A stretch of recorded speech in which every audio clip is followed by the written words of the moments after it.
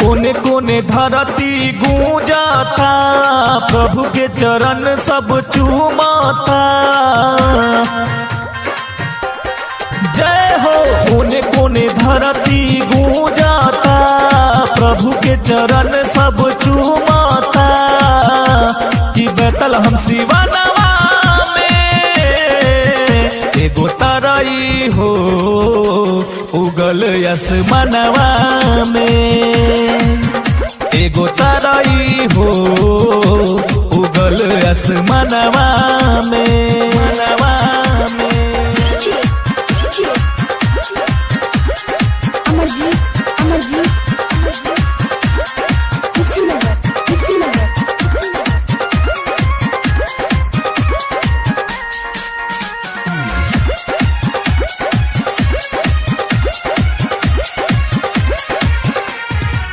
रहे 24 दिसंबर के रतिया, साँच भइले एगो अनहोनी बतिया।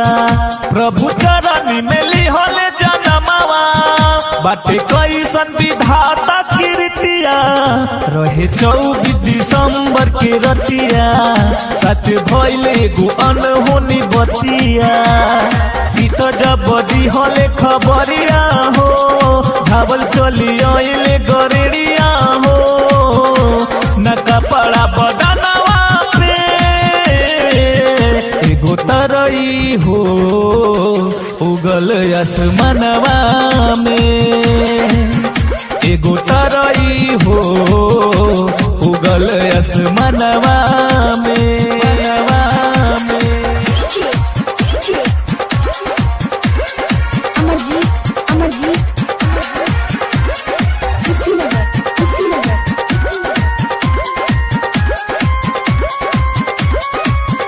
जेकर रहे पहिले से भविष्यवाणिया, उहे प्रभु जन्म लिहले चरनिया। एगो पुत्र परमेश्वर के होई है, जीवन दाता यीशु जी कहई है। जेकर भइल रहे भविष्यवाणिया, उहे प्रभु जन्म लिहले चरनिया। संजय सागर रूप पे लुभाई गइले, दुनिया के दुख सब भुलाई गइले। भरल शक्ति पवनवा में एगो तरई हो उगल आसमानवा में, एगो तरई हो उगल आसमानवा